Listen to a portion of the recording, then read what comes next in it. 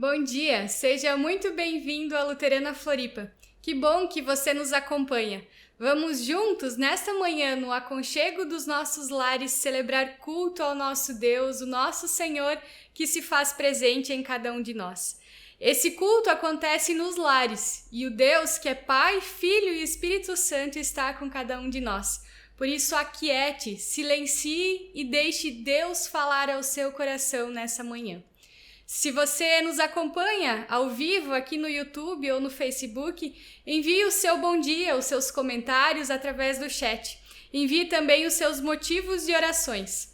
Hoje não teremos um tempo de intercessão ao vivo ao final do culto, mas todos os pedidos serão encaminhados para a nossa equipe de oração e estaremos intercedendo durante toda essa semana.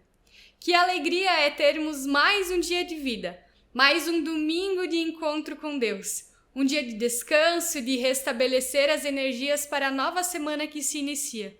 E esse é um motivo de verdadeira gratidão a Deus. O novo ano que se inicia também é um motivo de gratidão. Como dizem algumas pessoas, são 365 novas oportunidades para sermos diferentes do que fomos em 2021. Ou 365 novas oportunidades de sermos felizes. Pode até ser assim, mas se forem dias sem Jesus, serão 365 oportunidades com grandes chances de frustração, pois Jesus quer conduzir o nosso ano. Ele deseja nos guiar por seus retos caminhos.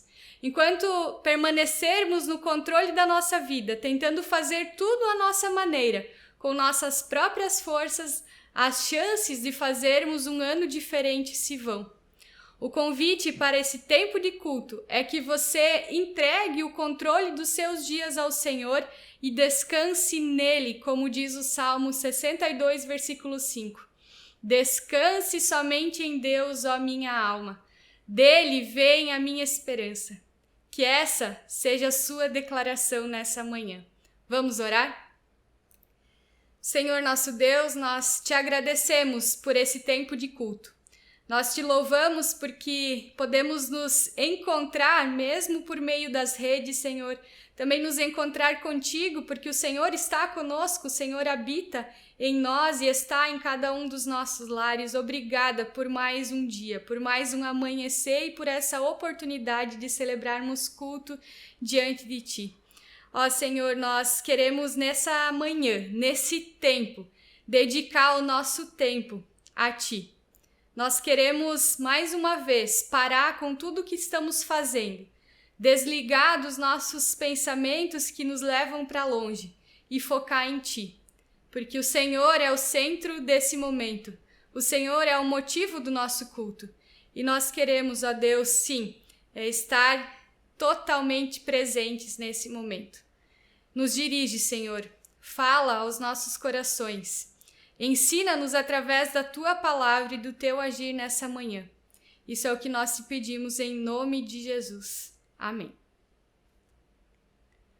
No Salmo 40, versículos 1 a 5, lemos o seguinte. Coloquei toda a minha esperança no Senhor. Ele se inclinou para mim e ouviu o meu grito de socorro. Ele me tirou de um poço de destruição, de um atoleiro de lama. Pôs os meus pés sobre uma rocha e firmou-me num local seguro. Pôs um novo cântico na minha boca, um hino de louvor ao nosso Deus. Muitos verão isso e temerão, e confiarão no Senhor. Como é feliz o homem que põe no Senhor a sua confiança, e não vai atrás dos orgulhosos, dos que se afastam para seguir deuses falsos. Senhor meu Deus, quantas maravilhas tens feito! Não se pode relatar os planos que preparaste para nós. Eu queria proclamá-los e anunciá-los, mas são por demais numerosos. O nosso Deus é um Deus de esperança. Grandes coisas Ele tem feito por toda a história, na nossa história. Vamos louvar a esse Deus cantando. Os que amam teu céu e brilho do sol ao amanhecer. Os que amam teu céu e brilho do sol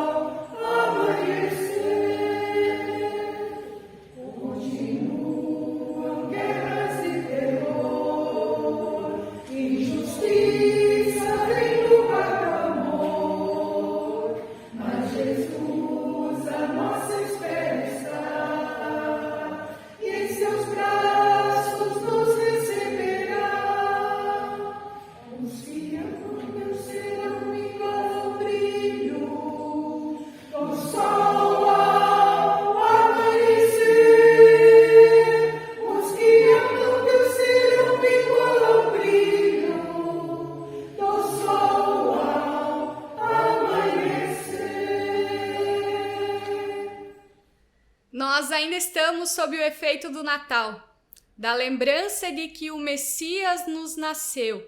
Vida nova ele veio nos trazer. Falamos bastante disso no mês de dezembro e devemos continuar lembrando disso o ano todo. E estamos ainda também sob o efeito das comemorações de um ano novo que se inicia. Afinal, hoje é apenas dia 9 do primeiro mês de 2022. E nessa época, muitos ainda refletem sobre como será 2022, os seus projetos, planos para esse novo papel em branco que nos é dado. Há sempre um discurso de esperança e novas oportunidades na entrada de cada ano. Um novo tempo que inicia e um tempo que pode ser diferente do ano que passou, um recomeço. E na Bíblia podemos também ver que existem muitos recomeços. Deus, em seu infinito amor, nos permite recomeçar. Não porque o calendário nos diz que é um novo ano, mas porque Jesus nasceu, viveu, morreu e ressuscitou para escrever uma nova história em nossas vidas. E esse é o papel em branco que Deus nos dá, para escrever uma história com Jesus em 2022. Falando em papel em branco, você já reparou que na sua Bíblia, entre o Antigo e o Novo Testamento, existe uma folha em branco? A maioria das Bíblias existe, pode ser que na sua não, mas no geral, entre o Antigo e o Novo Testamento, existe uma folha em branco. E por que será que essa folha está ali? No decorrer da nossa caminhada de fé, talvez na época do ensino confirmatório ou em algum estudo que fizemos, descobrimos que a Bíblia é dividida em duas partes, o Antigo e o Novo Testamento, que são antes e depois de Cristo. Mas muitas vezes não percebemos que entre um e outro testamento existe muita história que não está registrada ali. Ao ler a Bíblia, nós temos a impressão de que tudo foi muito rápido, mas entre o Antigo e o Novo Testamento se foram cerca de 400 anos. Esses 400 anos são conhecidos como o período intertestamentário, período entre os testamentos. Um período também conhecido pelo silêncio de Deus, já que durante esses 400 anos Deus não enviou profetas, não se manifestou de forma explícita. Podemos considerar esse tempo também como sendo de espera, porque algo grandioso estava para acontecer. Embora alguns digam que esse período foi silencioso da parte de Deus para com seu povo, eu não consigo crer que Deus tenha ficado de braços cruzados. Certamente Deus não tirou férias de 400 anos. Deus estava agindo, mesmo que o povo da época não percebesse. O espaço e o tempo certo estavam sendo formados para que o Messias viesse. O último profeta bíblico é Malaquias, e ele viveu no período de Neemias, que foi o responsável pela reconstrução dos muros de Jerusalém que haviam sido derrubados pelos babilônios. Isso significa que o povo de Israel, o povo escolhido de Deus, que havia sido oprimido e levado como prisioneiro para o cativeiro babilônico, estava de volta à sua terra, com um novo templo e muros reconstruídos. Mas o coração do povo permanecia duro, a idolatria predominava. E como todos os profetas, Malaquias vem em nome do Senhor para repreender essa dureza de coração, para lembrá-los de que o Senhor não os abandonou. Malaquias vem e traz esperança. E eu quero ler com vocês o capítulo 4 de Malaquias. Pois certamente vem o dia, ardente como uma fornalha. Todos os arrogantes e todos os malfeitores serão como palha, e aquele dia que está chegando ateará fogo neles, diz o Senhor dos Exércitos. Nem raiz, nem galho algum sobrará. Mas para vocês que reverenciam o meu nome, o sol da justiça se levantará, trazendo cura em suas asas. E vocês sairão e saltarão como bezerros soltos do curral. Depois esmagarão os ímpios, que serão como pó sob as solas dos seus pés no dia em que eu agir, diz o Senhor dos Exércitos. Lembrem-se da lei do meu servo Moisés, dos decretos e das ordenanças que lhe dei em Horebe para todo o povo de Israel. Vejam, eu enviarei a vocês o profeta Elias, antes do grande e terrível dia do Senhor. Ele fará com que os corações dos pais se voltem para seus filhos e os corações dos filhos para seus pais. Do contrário, eu virei e castigarei a terra com maldição. Esse, com certeza, é um texto difícil de ser compreendido, digerido. Fala do dia final, o dia em que todas as nações serão julgadas, um dia terrível de fogo consumidor que não sabemos quando chegará. Embora tudo isso pareça terrível, nós não deveríamos temer, porque Malaquias diz ao povo de Israel que aos que adoram o nome do Senhor, o sol da justiça se levantará, trazendo cura às suas asas. Mas quem é esse sol da justiça?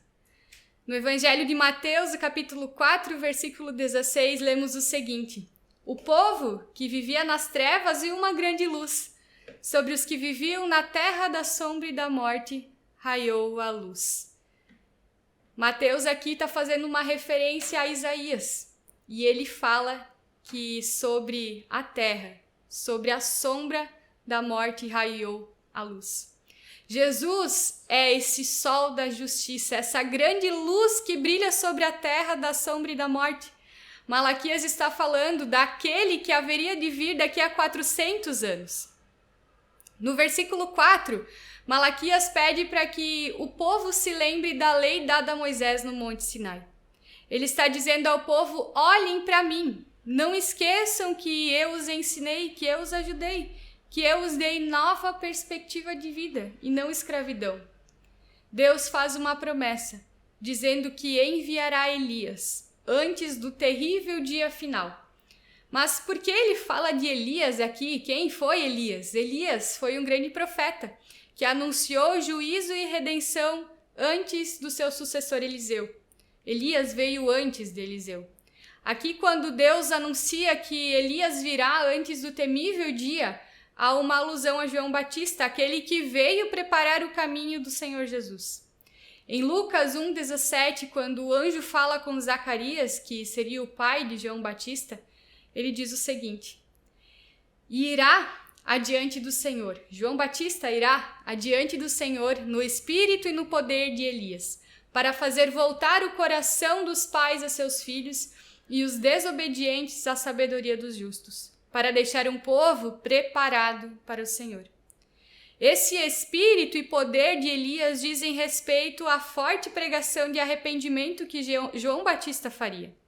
E por meio dessa pregação e do arrependimento do povo, os relacionamentos e toda a vida seria restaurada em Cristo. Pais e filhos voltariam a se amar e não a se odiar.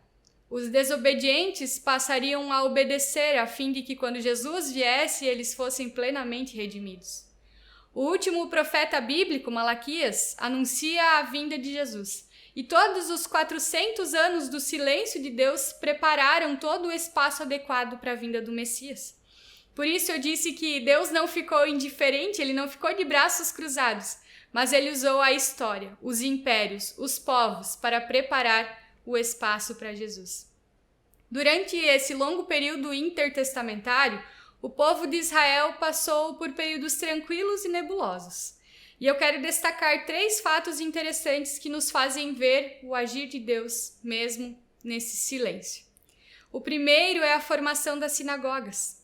Depois que o templo de Jerusalém foi destruído e o povo levado para o exílio, os judeus precisaram encontrar uma nova forma de se reunir e adorar ao Senhor. Sabemos que no Antigo Testamento toda a vida de fé do povo de Deus girava em torno do templo. Deus habitava no templo. O lugar de encontro com Deus era no templo, sacrifícios eram feitos no templo.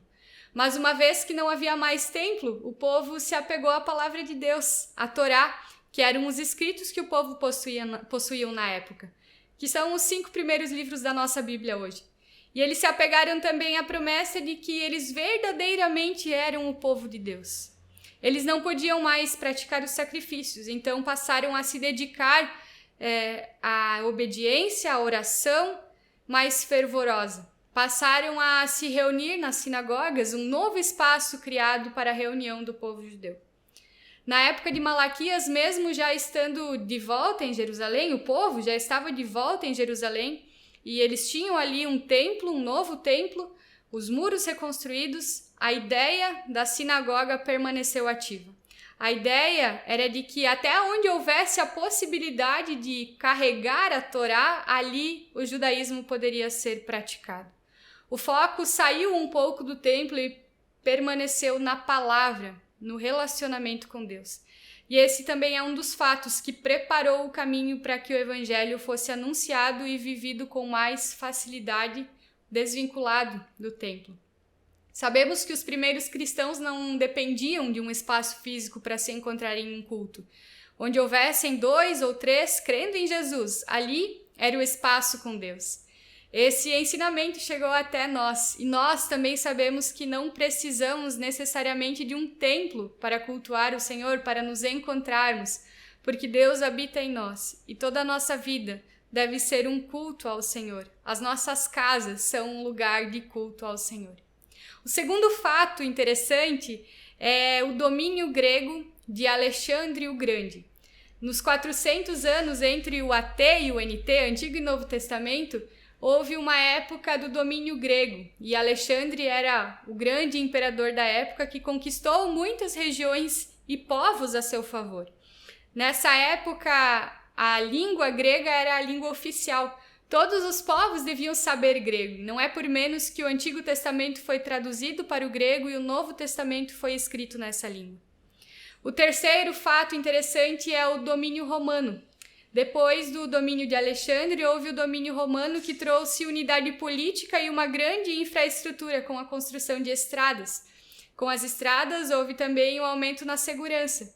E essas vias seguras construídas nesse período antes de Jesus foram os caminhos por onde o evangelho foi anunciado posteriormente. Existem muitos outros acontecimentos nesse período, mas com esses 3 fatos, vocês conseguem perceber a condução de Deus nesse período de silêncio? Deus não falou através de profetas, mas ele agiu em silêncio, preparando a sua vinda à terra por meio de Jesus.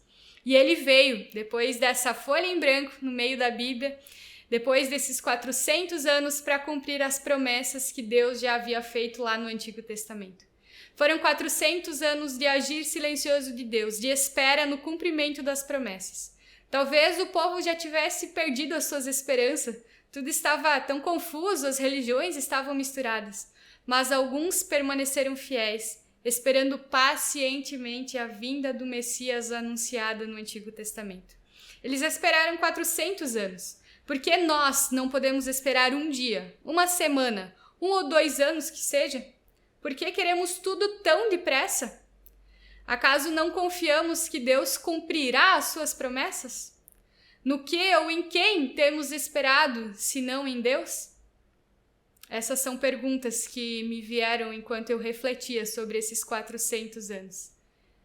E talvez, através dessa reflexão e dessa mensagem, nós possamos ter respostas. Jesus veio, Jesus restaurou nossos corações, nos trouxe paz e amor. Mas ainda precisamos aprender a esperar em Deus. Viver nas promessas que já foram cumpridas, como a de que o Espírito Santo está conosco, mas também aguardar nas promessas que haverão de se cumprir, como o dia final, onde seremos colocados face a face com nosso Pai. Muitos foram os que esperaram no Senhor, a começar por Abraão, que recebeu a promessa de muitos descendentes e recebeu seu filho após vários anos de espera. Hebreus 6,15 diz, e foi assim que depois de esperar pacientemente, Abraão alcançou a promessa. Você tem esperado pacientemente? Muitos são os que esperam em Deus nesse novo ano em todo o mundo. Mulheres que esperam por uma gravidez tão sonhada, ou por verem seus maridos voltados aos caminhos do Senhor. Mães que esperam ver seus filhos longe das drogas, ou seus maridos livres do vício. Filhos que esperam ver seus pais e mães curados de doenças. Uma nação que espera e ora por um governo digno e justo. Uma igreja que espera e anseia a volta do Senhor Jesus. Eu não sei quais são os seus motivos de espera em Deus, e também não sei se Deus responderá da forma como você deseja essa espera. O que eu sei é que esperar em Deus é o melhor caminho. Na espera há espaço para Deus, há tempo com Deus e há o cumprimento de uma promessa que está descrita no Salmo 40, versículo 31. Mas aqueles que esperam no Senhor renovam as suas forças, voam alto como águias, correm e não ficam exaustos, andam e não se cansam. Esperar em Deus é abrir mão do controle da sua vida e deixar Ele agir e renovar as suas forças. Na espera em Deus, a nossa fraqueza é trocada por força, uma força que nos faz voar alto, e eu diria também para o alto, rumo ao céu. Nos faz correr e caminhar sem cansar, porque o Senhor nos revigora. Uma vez eu li uma história que expressa muito bem essa espera em Deus. Ela diz que a nossa vida é como se fosse um carro, e nós temos duas escolhas. A primeira é pegar as chaves e assumir o volante, dirigir e deixar Jesus como passageiro. Às vezes até dá para pedir uma dica de Jesus sobre a direção a ser tomada, mas a direção, o volante, continua em nossas mãos. A segunda opção é entregar as chaves nas mãos de Jesus, deixar Ele ser o motorista, enquanto nos sentamos no banco do passageiro. Fazendo isso, nós podemos olhar a paisagem e desfrutar o caminho sabendo que aquele que dirige sabe o que está fazendo e para onde está nos levando. Que o seu primeiro plano para 2022 seja entregar as chaves na mão do Senhor para que Ele conduza todos os demais planos. Nesse novo ano, espere no Senhor, largue o controle. Lembre que a espera, embora demorada e muitas vezes dolorosa, está regada à companhia do Senhor. Então desfrute dessa companhia e lembre, aqueles que esperam no Senhor renovam as suas forças, voam alto como águias, correm e não ficam exaustos, andam e não se cansam. Que o Senhor seja o seu maior plano em 2022. Vamos orar? Senhor nosso Deus, nós te louvamos e te agradecemos pela tua palavra. Obrigada porque desde muito tempo o Senhor tem revelado os seus planos a nós através dessa história descrita na Bíblia e dessas páginas em brancos que às vezes nem percebemos que existe algo entre um e outro testamento, mas ali, Senhor, nós podemos ver também o teu agir. O povo que o Senhor escolheu, viveu, esperou e chegou o grande dia, mesmo que depois de muito tempo, onde o Senhor veio a nós através de um pequeno ser, um bebê, que veio ao mundo para nos trazer a salvação, para nos encher de alegria e animar os nossos dias, Senhor.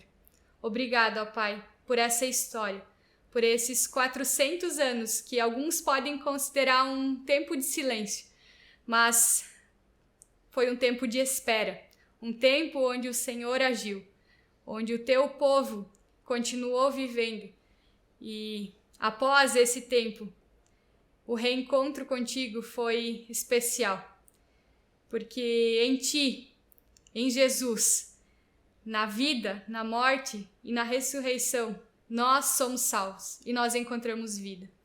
Ajuda-nos, ó Deus, nesse novo ano a esperar em ti.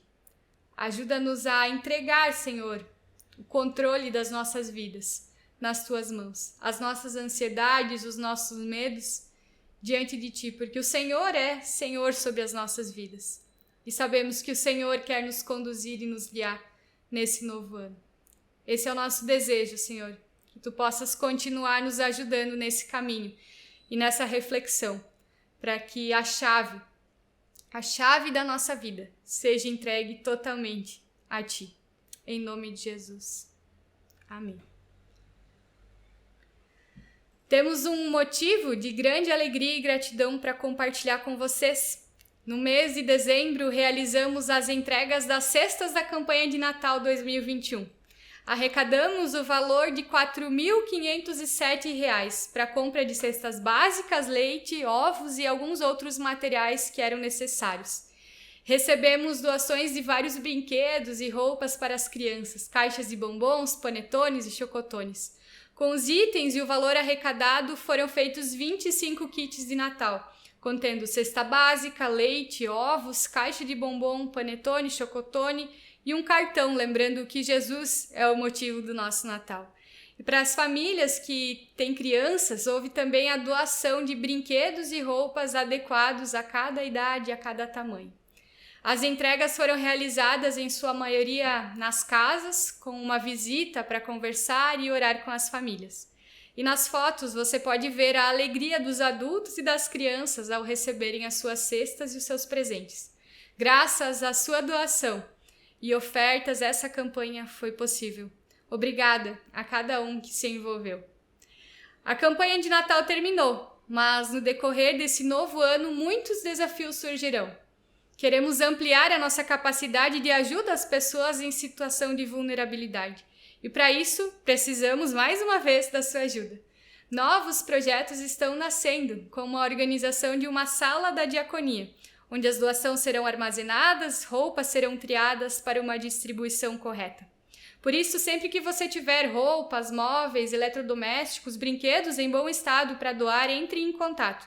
Junto, nós podemos abençoar a vida de pessoas que não possuem condições para comprar. Vamos juntos fazer um 2022 melhor para as pessoas que estão ao nosso redor. Glória a Deus por sua presença nesse culto. Não deixe de se conectar aqui nos canais da Luterana Floripa. Também estamos no Instagram, ali você fica por dentro de toda a programação da comunidade. Qualquer informação, dúvida ou se precisar conversar com alguém, entre em contato pelo WhatsApp, que será um prazer conversar contigo.